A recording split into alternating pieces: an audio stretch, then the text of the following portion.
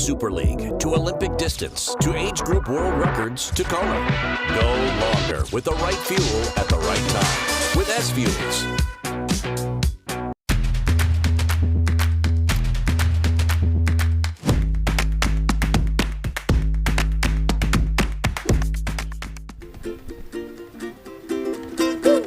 Get ready for your coffee and toast. Get ready for your morning roast. It's breakfast with Bob. Honcho Man, everybody! Welcome to our 11th year of Breakfast with Bob from beautiful Huggos on the Rocks. My name is Bob Babbitt. We're brought to you by Master Spas as fuels go longer. HOKA Let's Fly, Form Smart Swim Goggles, Quintanaroo, Zoot, the original triathlon brand, and of course, our Challenge Athletes Foundation. Our next guest, Olympic gold medalist, two-time 70.3 world champion, three-time Ironman World Champion, Challenge Raw champion. Give it up for the great Jan Frodeno.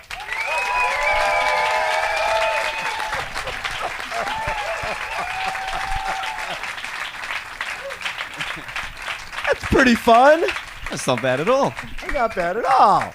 So when I look at this race, it's Christian Blumenfeld and Gustav Iden, and when we went into 2019, really, you had beaten Sebastian before. Tim O'Donnell's in the race. Patrick Lange drops out. I mean, you were the favorite, right? This year... He only dropped out in the race, didn't he? I'm sorry? He only dropped out in the race. Yeah. Yeah, okay. Yeah. But you were the favorite going into that, even though the year before... This race, I don't know with the way those guys are going, if you would have been the favorite coming in here. And I'm guessing that you would have sort of liked that because have you raced those guys yet? I haven't actually gone head-to-head with either of them. I know. We were on a team together, which doesn't count at the No. Collins Cup. And, it's kind of that big mouth attitude that Christian's got that really got under my skin in the beginning. And I'm like, damn, man, it's good. It's good. He's got it. Good. He's really got it. And you need and that. I love it. I really love it. Like, I've come to appreciate it because... there's a lot of talk going on, and there's a lot of smack talk going on, and then people apologizing before the race. He's like, nah, I don't apologize to anyone. He just does his thing and kicks butt. And to be honest, it's something I've probably been waiting for. It's really cool to have somebody that just goes out unapologetically and charges. Right, and he's coming here for the first time, and he's going, there's really no reason he can't win. I've talked to Gustav, and I said, what did you think about the course? He says, well, can I be honest? I says, yes. I was expecting spiritual. I was expecting all of this. It's a road with a lot of cars. Right? Basically what he said. I didn't feel, it's just a road. When you came here for the first time, did you feel that sort of aura of the island, or was it just a race? Yeah, I'm definitely a little bit less scientific than those guys. I did buy very much into the spirit kind of thing. But you got to remember, I grew up surfing. I grew up surfing around South Africa, and the whole surfing culture of Hawaii being legendary, and all that respect that's kind of ingrained in that culture was very much something that I associated with Hawaii. And so it's just a different approach, a different upbringing. But these guys, they go by numbers. And if you look at the numbers, well, then it's still 226K, and well, it's not actually that hilly, and there's really no reason why you shouldn't be going 740 here. So what is happening with you physically? You had a fall. Was it a fall on the bike that led to little infection? Yeah, so pretty much I've had some pretty ratty luck this year. Yeah. Started off with an Achilles issue that was mistreated. Then I ended up having some knee issues because of changing my posture. And then eventually a crash almost saved me because I was trying to get to St. George. Then I was trying to get fit for Roth. And then I was trying to cram everything for Hawaii and just to be here. And obviously, seeing the opportunity of having this great battle and really wanting to get to the island one more time in the very best shape. And then, the wounds didn't heal up. And after... almost 3 weeks, my wounds on my hip still hadn't healed up. And of course, if you're training 3 times a day, that's not ideal. No. It got infected, and then it went so quickly that I was in a scan one day, and the next day I was on the operating table. And it's kind of brought the calm that I probably should have had in February, but hindsight is a beautiful thing. And that's, what kind of brought the downfall, just always wanting to keep pushing on and never really realizing that sometimes your body just needs a few days or even weeks. So when I look at 2021 undefeated, 2009 you win both Kona and Ironman Germany, great races. You're sort of, the hands of time were standing still. You were on fire, doing really, really well. And was there a point where you felt like, okay, there's really no reason, 40, 41, I can keep doing this for a long time? Well, yeah, I kind of decided after 2019 it was time to, I still wanted to go, and I was still hungry and I still wanted it, and it was obviously such an elusive day. And then in hindsight, it was just a great race to win because nobody ever got to milk a world championship for that long. That's right. You're champion in 19 and we're 2022. You are still the defending Kona champion. Exactly. Forever. I've done that right from the comfort of my very own couch, So it's kind of, it's been an interesting 3 years, but nonetheless, identifying as an athlete and really finding myself, living this whole sports thing, and it just kept going on naturally, and there was just no reason, or there was never a race that was worth having a final race for. Right. I would love to finish my career here in Kona and walk off, and that obviously didn't happen. And St. George is a beautiful race, don't get me wrong, but it doesn't have the same vibe. It's not the same illusion. It's not the same history and all that kind of thing. So that was the reason why I kept having this dream and this hope of coming back here and enjoying it. A little bit fitter than I am now, and that's why I decided to give it one more year. So next year, the goal is being back here, no matter who wins here. Your goal is to get back here and take your title back. Yeah, absolutely. I mean, somebody's got to win this year. Exactly. So when I remember interviewing after either, I don't think it was your first win, I think it was the second win, and you looked in control all day long. And I remember interviewing you afterwards, and you were like, I was planning to drop out 15 times. This was like one of the hardest days I've ever had. From the outside, we don't see that. But obviously you've had days like that where it's a struggle, but you still end up winning the race. Do you end up surprising yourself when that type of thing happens? Yeah, absolutely. I mean, it's a very gratifying thing when you think you suck. And that's natural here. I mean, on the island, at some point, most people seem to anyways, go through those lulls. And it's all about changing your chip and really realizing that you can break that barrier and mentally surprising and surpassing yourself. And I think that's one of the great things for all athletes to take away here in Kona, is that you can do it despite feeling pretty average. And you can keep going on, and insistence and persistence are two of the key ingredients for this race. So 2018, you were pretty damn ready for this, right? You went to the 70.3 Worlds, 106 half marathon off the bike, win the world, your second world title there, and everybody's so excited you coming here, and then all of a sudden you couldn't race, right? Hip issue. How hard was it? Because you'd won 2 in a row, and now 1 year had to walk, the second year couldn't race, and you're, again, late 30s at that point. Did you have doubts that you could get back to really the top of the pyramid? I definitely didn't have any doubts then that I could get back. Like you were saying, things were going really well, and it was such a surprise. It was not that I did something particular that I could remember that would have caused that stress fracture in my hip at the time. And therefore, I was convinced, but the reason I was convinced is because I was so involved in the process. I was sitting here at the finish line.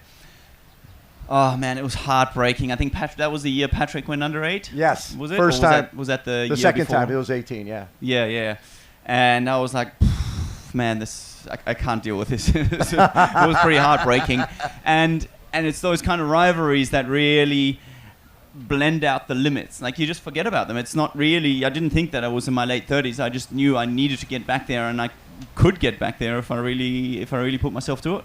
So we were interviewing David McNamee the other day, who has become our new Nostradamus. Because when we interviewed him in St. George, and he was like, everybody says how hard this course is, but I'll tell you, there's going to be a half a dozen people under 8 hours.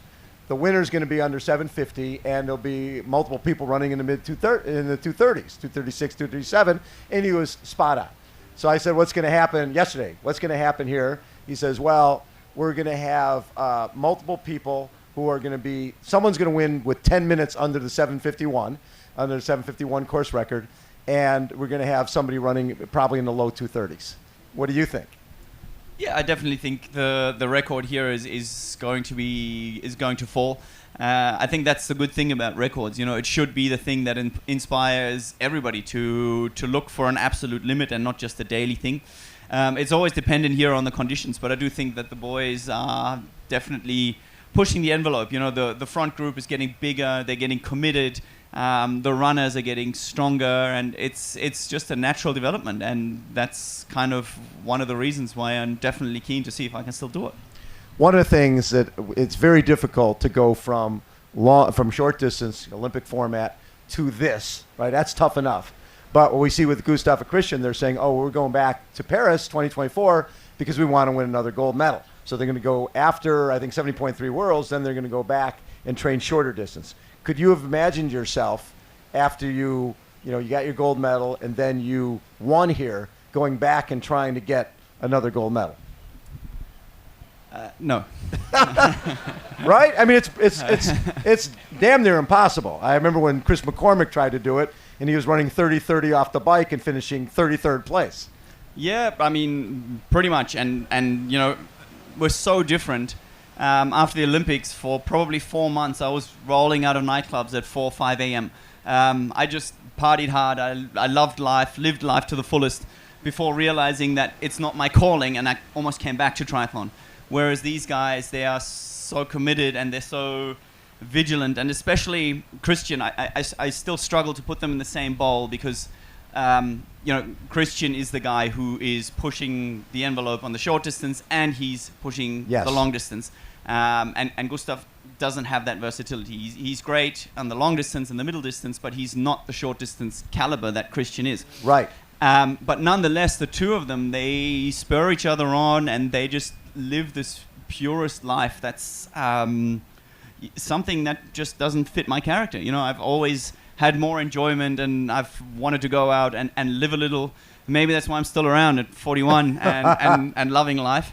But yeah, you know, these guys, I think they're living here for a good time, not a long time necessarily. Well, and that's the other side of it. Is as an athlete, you have an energy pie, and early on, it's train, race, recover. Then it's family, then it's business, and it's other stuff. At this point, their energy pie is train, race, recover. And so we haven't seen the other aspect of that entering in, and that changes things. Yeah, absolutely. Like, I think, especially in Ironman, the demands can be met at a later stage in your athletic career. But I do feel that your other priorities change, and I would lie if I said I wouldn't prefer to go mountain biking with my kid than spend 5 hours in the mountains by myself. Right. And that never used to be the case, but it's life. It goes on, and you get to a different stage and have different priorities. And, you know, I've kind of, I've gone, and after hospital, I spoke to Emma, and we had a family sit down. I was like, look here, I really want one more year. And 10 years ago, I wouldn't have cared the slightest what anybody else thinks, but I really did kind of weigh in, and we make a family decision. It's a little bit different, and so priorities change. And I do still think, however, that doesn't necessarily mean that it's going to cause an inferior performance. The other side of it is that you're one of the guys who gives back. I love the pump track that you built back home. How many kids have been on that track? It's a little bit embarrassing compared to what you guys do with the CAF Foundation, but you got to start somewhere. We got a little Frodeno fund going in Girona. We've got about 900 kids. 900 kids. Come on now. That's pretty awesome. It's cool.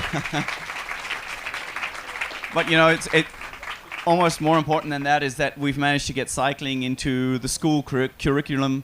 So they go on a weekly basis during their sports hours, go cycling on the pump track, and it's a grain of salt, but it's kind of, the way of giving back and thinking about the next generation. Well, you also did, I think you raised over 200,000 euros doing an indoor Ironman, 833 indoors by yourself.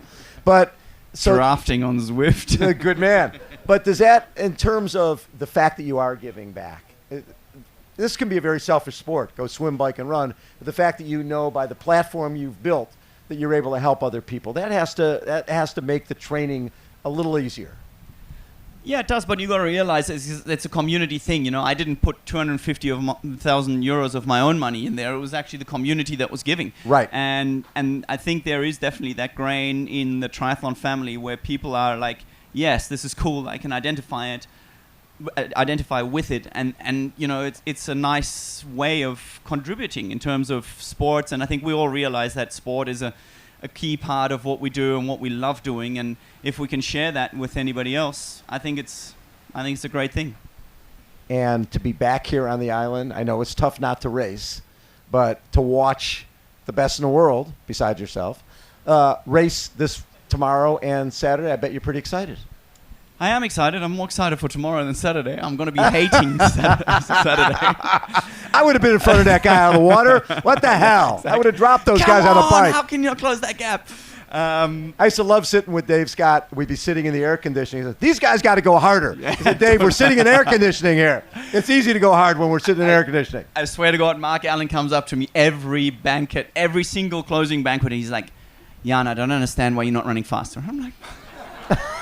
Okay, Mark, all right, you go hold it. Next time.